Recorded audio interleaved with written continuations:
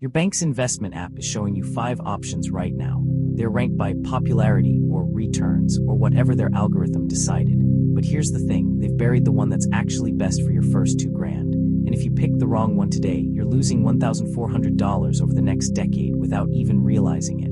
Let me show you the math in real time. Say you're 25 years old. You've got $2,000 to invest, and you're doing it through your bank because that feels safe.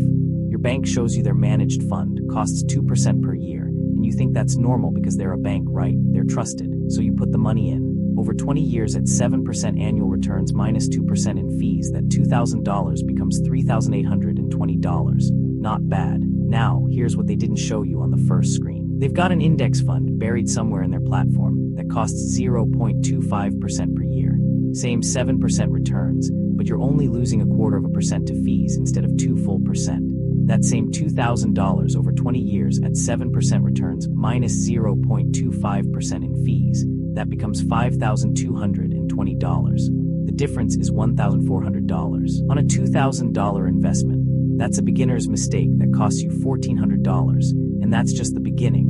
Most people don't realize their bank doesn't actually want to show you the cheap option. The 2% managed fund makes the bank $40 per year on your $2,000. The 0.25% index fund makes them $5. So which one do you think gets the big bright button on the app? The hidden cost most people never calculate is this. If you invest through your bank at full fees versus an ETF through a broker, you're not just losing money on year 1. You're losing money every single year on an increasingly larger balance. By year 5, you've lost $800 per month worth of compound growth.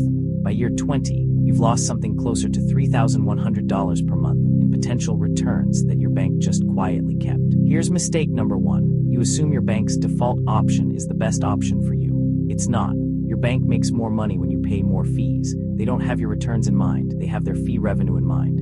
The average Australian investor chooses the first managed fund they see and never thinks about it again.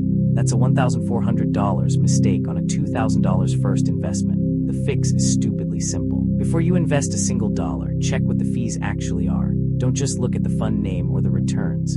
Open the document marked PDS or Product Disclosure Statement and find the line that says management fee or ongoing costs. Write that number down. If it's above 1.5% per year, keep scrolling. There's something cheaper on the same platform. On a $2,000 investment, reducing fees from 1.5% to 0.5% per year means an extra $1,050 in your pocket over 20 years. That's your first win. Mistake number 2 is that you're spreading your first $2,000 across 5 different investments because you think diversification means pick one of everything.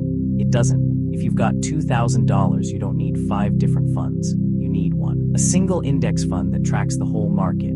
Either the ASX 200 if you're in Australia, or the NZX 50 here, or honestly just a global all-cap index fund and you're sorted. You're already diversified. You own a piece of hundreds of companies, but most banks don't lead with that.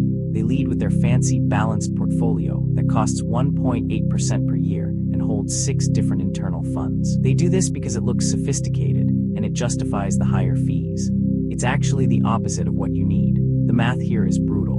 If you split $2,000 into 5 $400 positions at 5 different fees totaling 1.7% average versus putting all $2,000 into one global index fund at 0.2% per year. Over 20 years at 7% returns, you're looking at $4,280 versus $5,880. That's $1,600 more because you didn't overthink it.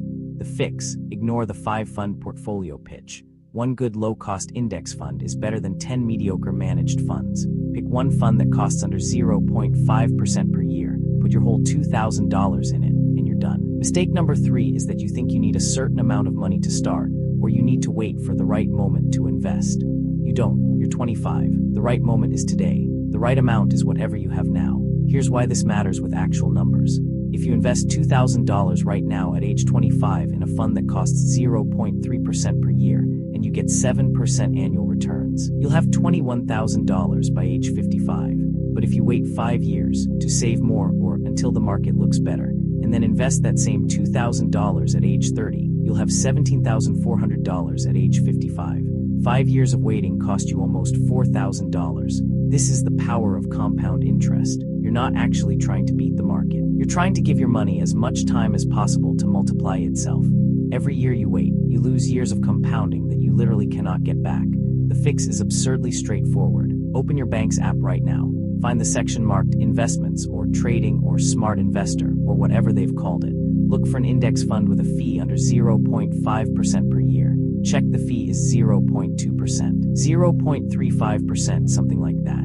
Invest your $2,000. Set it to automatically reinvest dividends. Done. Here's what this adds up to over 1 year if you do nothing else. If you're 25 years old, you invest $2,000 today in a 0.25% fee fund instead of a 1.75% fee fund. You've just saved yourself $30 per month in hidden fees that you'll never see come out of your account. Over 12 months, that's $360 you keep instead of handing to your bank. But actually, before I finish, I need to show you one more number because this is where it gets genuinely interesting. If you invest $2,000 today at age 25, and then add just $100 per month into that same low-cost fund for the next 40 years at 7% annual returns with fees of 0.25% per year, you'll have $348,000 by retirement. But if you'd chosen that 2% fee fund your bank was showing you instead, you'd have $201,000. The difference is $147,000. That's not typo. That's what high fees actually cost you over a lifetime of investing. Here's your 24-hour action plan. In the next 24 hours, do this. 1. Log into your bank's investment platform or download the app if you don't have it. 2. Search for index fund or ETF in their investment section. 3. Find one that tracks the ASX 200 or a global index with a fee below 0.5% per year. 4. Read the PDS just to confirm the fee you're seeing is real. 5. Invest your $2,000 in one lump sum. 6. Turn on automatic dividend reinvestment. That's it. You're done. You've just made a decision that'll make you $1,400 to $1,600 richer over the next 20 years.